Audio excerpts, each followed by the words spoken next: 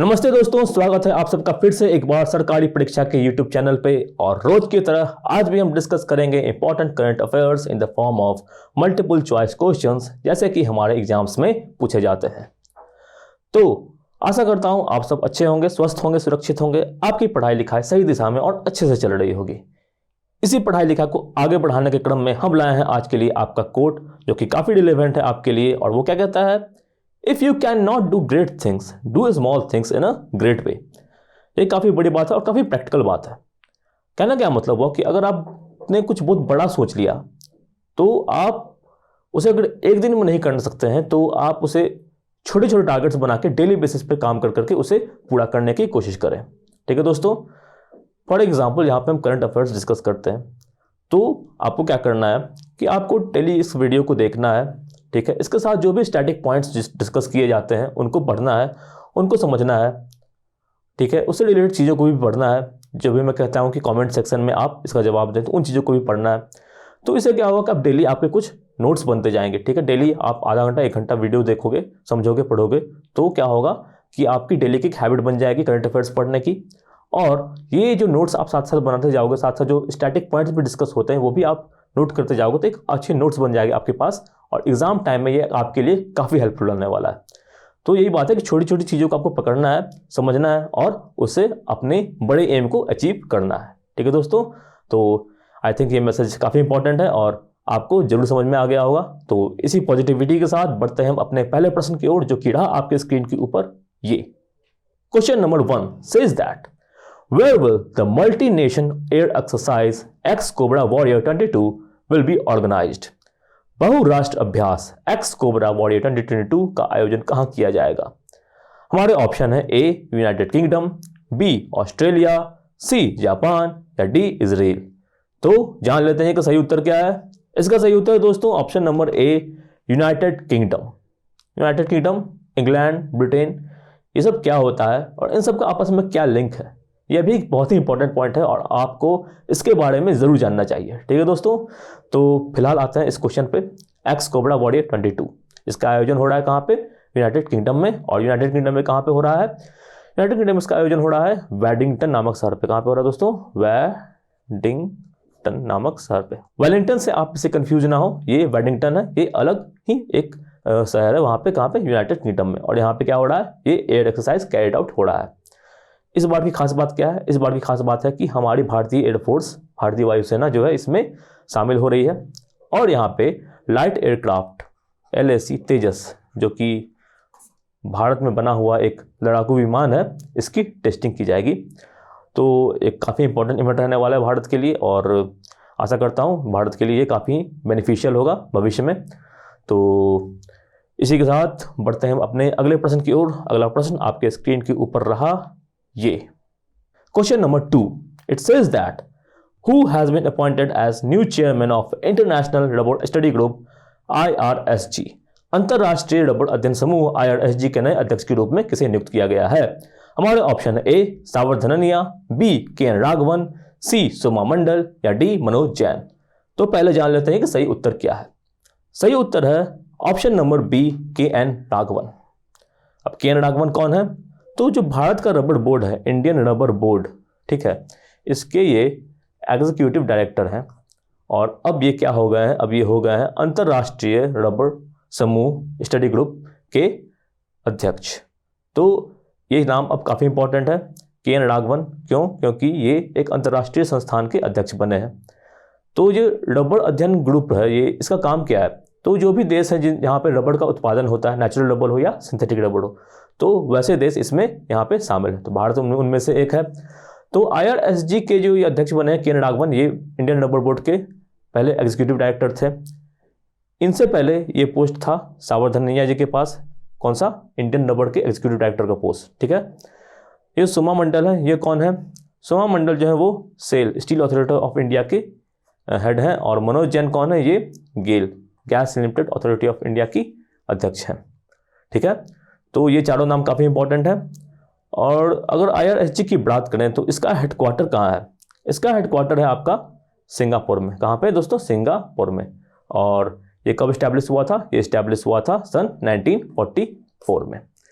ठीक है दोस्तों, तो ये काफ़ी इंपॉर्टेंट इन्फॉर्मेशन यहाँ पे है, आपको इन सबको जरूर पढ़ना है, इन सबको नोट डाउन करना है, जैसा कि हमने स्टार्टिंग में भी डिस्कस किया था। ठीक है दोस्तों, तो इसी के साथ बढ़ते हैं अपने अगले प्रश्न की ओर, जो कि रहा आपके स्क्रीन के ऊपर ये, और ये कहता है which famous celebrity has been appointed as new brand ambassador of soft drink brand Thums Up. किस प्रसिद्ध हस्ती को शीतल पेय पदार्थ थम्स अप का नया ब्रांड एम्बेसडर नियुक्त किया गया है? हमारा ऑप्शन है ए सलमान खान, बी अक्षय कुमार, सी शाहरुख खान, डी अमिताभ बच्चन। तो जान लेते हैं सही ऑप्शन क्या है। सही ऑप्शन है दोस्तों option number C, Shahrukh Khan. ठीक है, शाहरुख खान को अब थम्स अप का ब्रांड एम्बेसडर के रूप में नियुक्त किया गया है। तो कभी कभी ऐसे क्वेश्चन पूछे जा सकते हैं ब्रांड एम्बेसडर से रिलेटेड, अक्सर पूछे गए हैं, तो ये छोटी छोटी बातें को भी आपको क्या करना है, याद रखना है। ठीक है दोस्तों, तो इसी के साथ बढ़ते हैं अपने अगले प्रश्न की ओर, क्वेश्चन नंबर 4 की ओर, जो कि रहा आपके स्क्रीन के ऊपर ये। The question says that where has IBM launched its first cyber security hub in India. IBM ने भारत में अपना पहला साइबर सुरक्षा केंद्र कहां खोला है? हमारे ऑप्शन है ए दिल्ली, बी मुंबई, सी लखनऊ या डी बेंगलुरु। तो जान लेते हैं कि पहले से ऑप्शन क्या है। सही ऑप्शन है दोस्तों ऑप्शन नंबर डी, बेंगलुरु। तो बेंगलुरु में क्या हुआ है, IBM ने अपना पहला साइबर सिक्योरिटी हब खोला है। साइबर सिक्योरिटी का मतलब क्या हुआ, IBM का जैसे कि बहुत सारा बिजनेस है, IBM क्या करती है, बिजनेस सॉल्यूशन प्रोवाइड करती है, IT सॉल्यूशंस को प्रोवाइड करती है दूसरी कंपनीज की ओर। तो इन कंपनीज में किसी भी तरह का अगर साइबर अटैक होता है तो उससे बचाव के लिए क्या किया गया है, यहाँ पे साइबर हब खोला गया है।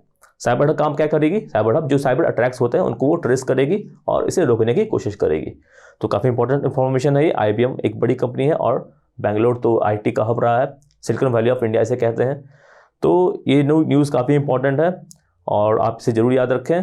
तो एग्जाम पॉइंट ऑफ व्यू से सारे क्वेश्चन जो है इंपॉर्टेंट तो हैं, पर करंट अफेयर्स जो होते हैं एग्जाम्स में काफ़ी पहले के भी पूछे जाते हैं, यानी कि पिछले 6 महीने 7 महीने के पूछे जाते हैं। तो अगर आपने उनको सही से अगर पढ़ा नहीं तो उसे भी आप अभी भी रिवाइज कर सकते हैं जी सरकारी परीक्षा के वेबसाइट पर जाकर। जी सरकारी परीक्षा के वेबसाइट पर जाकर आप जो है वो करंट अफेयर सेक्शन में जा सकते हैं और यहाँ पे आपको मिलेगा current affairs in the form of dates, date wise मिलेंगे आपको पिछले मंथ्स के पढ़ने, पिछले 5-6 मंथ्स के, जैसा कि मैंने कहा एग्जाम्स में पूछे जाते हैं। तो आप यहाँ आर्काइव में पढ़ सकते हैं सारे करंट अफेयर्स को। डेली करंट अफेयर्स को वन लाइनर्स के फॉर्म में आप यहाँ पे भी पढ़ सकते हैं। इसके अलावा कैटेगरी वाइज करंट अफेयर्स, जी हाँ, जैसे कि आप कुछ पर्टिकुलर एग्जाम की तैयारी कर रहे हैं, बैंकिंग की तैयारी कर रहे हैं, तो बैंकिंग से रिलेटेड या कॉमर्स से रिलेटेड जो करंट अफेयर्स आप कैटेगरी वाइज करंट अफेयर्स में मिल जाएंगे। ठीक है, अपॉइंटमेंट, नेशनल, इंटरनेशनल, सारे तरह मतलब कैटेगरी वाइज करंट अफेयर्स आप यहाँ से पढ़ सकते हैं। ठीक है दोस्तों, इसके अलावा न्यूज़ एनालिसिस भी पढ़ सकते हैं आप, डेली न्यूज़ एनालिसिस। इसके अलावा रेडी रेफरेंसेस होते हैं। अब इसमें क्या होता है, इसमें स्टैटिक जीके के इंपॉर्टेंट पॉइंट्स होते हैं, like important rivers, important lakes, state wise भी इंफॉर्मेशन आपको यहाँ पे मिलेगी। तो रेडी रेफरेंसेस को आप जरूर विजिट करें एग्जामिनेशन से पहले। ठीक है, तो इसी के साथ अब आगे बढ़ते हैं करंट अफेयर्स में ही और लौटते हैं अपने क्वेश्चंस पे। और अगला क्वेश्चन है question number 5, which is on your screen and it says that how many parachute battalion have been honored with the President's Scholar Award recently by Chief of Army Staff General M.N. Naravane. थल सेना अध्यक्ष general M.N. Naravane द्वारा हाल ही में कितने पाराशूट battalion को president colour सम्मान से सम्मानित किया गया है? हमारे ऑप्शन है 1, 2, 3 एंड 4। तो करेक्ट ऑप्शन क्या है दोस्तों? करेक्ट ऑप्शन है ऑप्शन नंबर 4, यानी कि 4 पाराशूट बटालियन को जो है ये प्रेसिडेंट स्कॉलर अवार्ड दिया गया है। प्रेसिडेंट स्कॉलर्स अवार्ड के बारे में बात करें तो ये किसी भी बटालियन को दिया जाने वाला सबसे बड़ा अवार्ड है। ठीक है, किसी भी बटालियन को दिया जाने वाला, जैसे कि सिविलियन में केस में ये भारत रत्न होता है, तो वैसे ही जो सबसे बड़ा अवार्ड है इस केस में ये क्या है, ये हमारा प्रेसिडेंट स्कॉलर्स अवार्ड।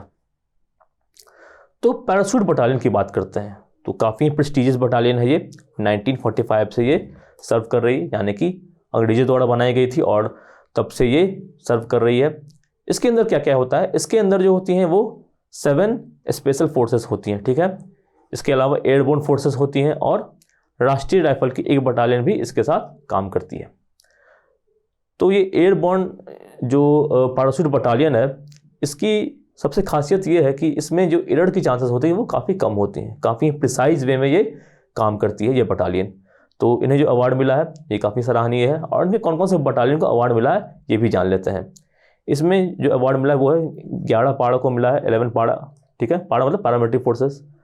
इसके साथ ही 21 पारा, ठीक है, ये काफ़ी नंबर्स इंपॉर्टेंट है।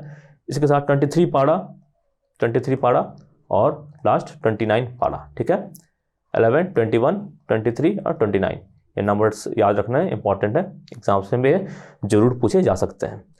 तो पैराशूट बटालियन के बारे में आप जरूर पढ़िए और कमेंट सेक्शन में आप बताइए कि पैराशूट बटालियन का हेडक्वार्टर कहाँ है और इसकी जो इसकी जो टैगलाइन है, मोटो है, वो क्या है। ठीक है, तो पैराशूट बटालियन के बारे में आप जरूर पढ़िए, काफ़ी इंपॉर्टेंट और काफ़ी देश के लिए सराहनीय और बहुत ही महत्वपूर्ण बटालियन है। तो इसी के साथ बढ़ते हैं हम अपने अगले प्रश्न की ओर, which is right on your screen and it says that who is the author of recently launched book title a nation to protect. हाल ही में विमोचन की गई पुस्तक ए नेशन टू प्रोटेक्ट के लेखक कौन है। हमारे ऑप्शन है ए प्रियम गांधी मोदी, बी छुप्पा लहड़ी, सी अरुंधति राय या डी किरण देसाई। तो जान लेते हैं कि सही उत्तर क्या है। सही उत्तर है ऑप्शन नंबर ए प्रियम गांधी मोदी। तो इस बुक का विमोचन किन्होंने किया है? इसका विमोचन किया है मनसुख मंडाविया ने, जो कि कौन है? भारत के हेल्थ मिनिस्टर है मनसुख मंडाविया। ठीक है, ये बुक किस पे लिखी गई है? तो कोविड के समय में जिस तरह से भारत की सरकार ने काम किया है, जो अच्छा भी काम किया है, उससे रिलेटेड जो भी चीज़ें हैं वो इस बुक में आपको पढ़ने को मिलेगी। बुक का नाम क्या है? नेशन टू प्रोटेक्ट, मतलब कि प्रोटेक्शन यहाँ पे कोविड से की जा रही है। ठीक है दोस्तों, तो इसी के साथ बढ़ते हैं हम अपने अगले प्रश्न की ओर। Question number 7 which is right on the screen and it says that who has become the youngest ATP champion recently. हाल ही में सबसे कम उम्र के एटीपी 5 मिनट चैंपियन कौन बने हैं? हमारे ऑप्शन है ए डिएगो श्वार्ट्जमान, बी कार्लोस अल्काराज, सी बोर्नो कॉरेक या डी जैनिक सिनर। तो जान लेते हैं पहले कि सही उत्तर है क्या। सही उत्तर है दोस्तों option number B Carlos Alcaraz. Carlos Alcaraz ये कहाँ से हैं? ये हैं स्पेन से। ये 18 वर्ष के हैं और काफ़ी टैलेंटेड खिलाड़ी हैं। तो टेनिस से रिलेटेड क्वेश्चन अगर आप देखो तो अक्सर जो है वो बैंकिंग एग्जाम्स में, बैंकिंग करंट अफेयर्स जो होते हैं उसमें लाइक आरबीआई हो गया, एसबीआई हो गया या आईबीपीएस हो गया, इन बैंक्स के जो एग्जाम्स होते हैं मेंस, उनमें अक्सर पूछे जाते हैं। तो आरबीआई ने हाल ही में अभी नोटिफिकेशन जारी किया है अबाउट इट्स असिस्टेंट एग्जाम्स, यानी आरबीआई असिस्टेंट एग्जाम्स की नोटिफिकेशन आ गई है। इसके बारे में सारी जानकारी आपको मिलेगी हमारे चैनल पे, यूट्यूब चैनल पे, और इसकी जो डिस्क्रिप्शन है यहाँ पे आपको लिंक में जरूर दी गई है। तो अगर आप बैंकिंग की प्रिपरेशन करते हैं तो आप इस वीडियो को जरूर देखें और इससे संबंधित जो भी नोटिफिकेशन है उसको अच्छे से समझें कि आपकी एलिजिबिलिटी इसके लिए है कि नहीं और आप इसकी तैयारी किस तरह से कर सकते हैं, आपकी स्ट्रैटेजी क्या होनी चाहिए। तो ये सब का पता चलेगा जब आपको एग्जाम की अच्छी जानकारी होगी। तो एग्जाम की सारी जानकारी आपको मिलेगी हमारे चैनल पे और जिसकी लिंक डिस्क्रिप्शन में दी हुई है। तो साथ ही साथ आप जो है इस एग्ज़ाम की प्रिपरेशन कर सकते हैं देशसरकारीपरीक्षा.com पे जाके, वहाँ पे इसके टेस्ट सीरीज अवेलेबल है, आप उन्हें जरूर अटेम्प्ट करें और अपनी तैयारी को एक अलग सेप दें। ठीक है दोस्तों, तो इसके लिए आपको जल्दी से जल्दी इसमें क्या करना पड़ेगा, अप्लाई करना पड़ेगा। 8 मार्च इसकी लास्ट डेट है और लास्ट डेट तक रुकना बिल्कुल ही मुनासिब नहीं है, क्योंकि आपको पता है सर्वर्स अक्सर डाउन होते रहते हैं। तो जल्द से जल्द जाके इस एग्ज़ाम्स की अगर आप प्रिपरेशन कर रहे हैं तो जल्द से जल्द जाके इसके लिए आप रजिस्टर कीजिए और इसकी तैयारी आप शुरू कर दीजिए देशसरकारीपरीक्षा.com पे। ठीक है दोस्तों, तो इसी के साथ बढ़ते हैं हम अपने अगले प्रश्न की ओर। Question number 8 which is right on your screen and it says that which state has become the first state in India to launch night navigation mobile app for ferry services in river। नदियों में नौका सेवाओं के लिए night navigation mobile app शुरू करने वाला भारत का पहला राज्य कौन बना है? हमारा ऑप्शन है ए उड़ीसा, बी असम, सी पश्चिम बंगाल या डी अरुणाचल प्रदेश। तो जान लेते हैं सही उत्तर क्या है। सही उत्तर है दोस्तों ऑप्शन नंबर बी असम। तो नाइट नेविगेशन में क्या मतलब हुआ कि रात में जो नेविगेशन करते हैं जो नाविक होते हैं उन्हें काफ़ी परेशानी होती है। तो जो मोबाइल ऐप के थ्रू क्या होगा, उनकी नेविगेशन ईजी हो जाएगी, उन्हें अच्छे से पता चल पाएगा कि कौन चीज़ कहाँ है और वो सही जगह पर पहुँचेंगे, उनके एक्सीडेंट्स के चांसेस कम हो जाएंगे। तो बेनिफिशियल काफ़ी है ये असम के नौका चलाने वालों के लिए। इसे किसने डेवलप किया? इसे डेवलप किया है ट्रांसपोर्ट डिपार्टमेंट में, यानी कि असम सरकार के ट्रांसपोर्ट डिपार्टमेंट में। और इसके जो हेड है वो कौन है? के राजू। और ये कहाँ से है? ये IIT मद्रास से है। ठीक है, तो IIT से होकर देश की सेवा करना काफ़ी बड़ी बात है, काफ़ी अच्छी बात है। तो इसी के साथ बढ़ते हैं हम अपने अगले प्रश्न की ओर। Question number 9 which is right on your screen and it says that where has Tata Consultancy Services TCS inaugurated digital garage. Tata Consultancy Services TCS ने डिजिटल गैराज का उद्घाटन कहाँ किया है? यानी हाल ही में TCS ने डिजिटल गैराज का उद्घाटन किया है और ये कहाँ हुआ है? ऑप्शन है A Singapore, B Osaka, C Sydney या डी मुंबई। तो इसका सही उत्तर है option number C Sydney. Sydney में क्या हुआ? TCS ने एक डिजिटल गैराज को इनॉग्रेट किया। अब डिजिटल गैराज क्या होता है? डिजिटल गराज समझ लो एक सिस्टम होता है, एक इंफ्रास्ट्रक्चर होता है जहाँ पे जाके आप डिजिटली चीज़ों को सीख सकते हैं, समझ सकते हैं, सर्विसेज अवेल कर सकते हैं। तो टीसीएस ने यहाँ पे एक्सटेंशन दिया सिडनी में, और यहाँ पे सिडनी में क्या होगा, इनका बिजनेस को बढ़ाने में ये काफ़ी मददगार साबित होगा। ठीक है दोस्तों, टीसीएस एक भारत की कंपनी है और भारत की एक मल्टीनेशनल कंपनी है। इसकी सर्विसेज पूरे दुनिया में फेमस है। और आपको कमेंट सेक्शन में बताना है कि टीसीएस के संस्थापक कौन है और टीसीएस के अभी प्रेजेंट के सीईओ कौन है। ये दोनों इन्फॉर्मेशन आपको क्या करना है, कमेंट सेक्शन में बताना है। ठीक है दोस्तों, तो इसी के साथ बढ़ते हैं हम अपने अगले प्रश्न की ओर। Question number 10 which is right on the screen, and it says that where will the Indian Navy multilateral exercise Milan 2022 will be organized। ठीक है दोस्तों, तो अभी स्टार्टिंग में हमने बात किया था एयर एक्सरसाइज की और अब बात कर रहे हैं नेवल एक्सरसाइज की। मिलान 2022 भारतीय नौसेना के बहुपक्षीय अभ्यास मिलन का आयोजन कहाँ किया जाएगा। हमारा ऑप्शन है A Visakhapatnam, B Andaman and Nicobar, C Bay of Bengal या डी यमन। तो पहले जान लेते हैं कि सही उत्तर क्या है। सही उत्तर है ऑप्शन नंबर ए विशाखापत्तनम। जी हाँ, विशाखापत्तनम में क्या होगा, इस बार मल्टीलैटरल एक्सरसाइज मिलान 2022 का उद्घाटन किया जाएगा, ऑर्गेनाइज किया जाएगा। और पहला मिलान कब हुआ था, पहला मिलान हुआ था 1995 में। तो ये काफ़ी पहले से चला आ रहा है, भारतीय नौसेना द्वारा ऑर्गेनाइज किया गया ये काफ़ी इंपॉर्टेंट मल्टीलैटरल एक्सरसाइज। यूएसए इसमें पहली बार पार्टिसिपेट करेगा। और ये जो मल्टीलैटरल एक्सरसाइज, इससे क्या होता है कि इससे हमें मौका मिलता है कि हमारा जो वर्चस्व है, हमारा जो पहचान है, वो जो पैसिफिक रीजन में है वहाँ पे बना रहे। ठीक है, एशिया पैसिफिक जो रीजन होता है, यानी भारत के नीचे की जो समुद्र की सीमाएं हैं, वहाँ पे हमारा एक अच्छी एक पकड़ बनी रहे। तो इसीलिए इस तरह के एक्सरसाइजेस हम वहाँ पे कंडक्ट करवाते रहते हैं। और इससे क्या होगा, हमारी नेवी मजबूत होगी और हमारा कोऑर्डिनेशन बाकी देशों के साथ अच्छा होगा। तो जो मिलन 2022 है, इसमें यूएसए पहली बार पार्टिसिपेट कर रहा है और इस बार इसमें लगभग 42 देश पार्टिसिपेट करने वाले। कितने, 42 कंट्रीज, यानी कि 42 देश जो है इसमें इस बार मिलन 2022 में नेवल एक्सरसाइज करने यहाँ पे विशाखापट्टनम में पहुंचेंगे। ठीक है दोस्तों, तो ये थे आज के important news in the form of MCQs. तो अगर आपको ये वीडियो पसंद आया तो इसे जरूर लाइक कीजिए, शेयर कीजिए दोस्तों के साथ, अपने विचारों को कमेंट में लिखिए और वीडियो अपडेट्स पाते रहने के लिए हमारे चैनल को सब्सक्राइब कीजिए और बेल आइकन तो जरूर दबाइए। साथ ही साथ आप हमें फॉलो करें सोशल मीडिया प्लेटफॉर्म्स पे, इंस्टाग्राम पे, फेसबुक पे, जहां पे आपको मिलेंगे ढेरों मजेदार कंटेंट्स। साथ ही साथ कोई भी नई एग्जाम आएगी उसकी नोटिफिकेशन भी आपको वहां पे जल्दी मिल जाएगी। तो इसी के साथ समाप्त करते हैं आज के इस वीडियो को। फिर मिलेंगे, तब तक के लिए अपना ख्याल रखिए, पढ़ाई लिखाई करते रहिए और धन्यवाद।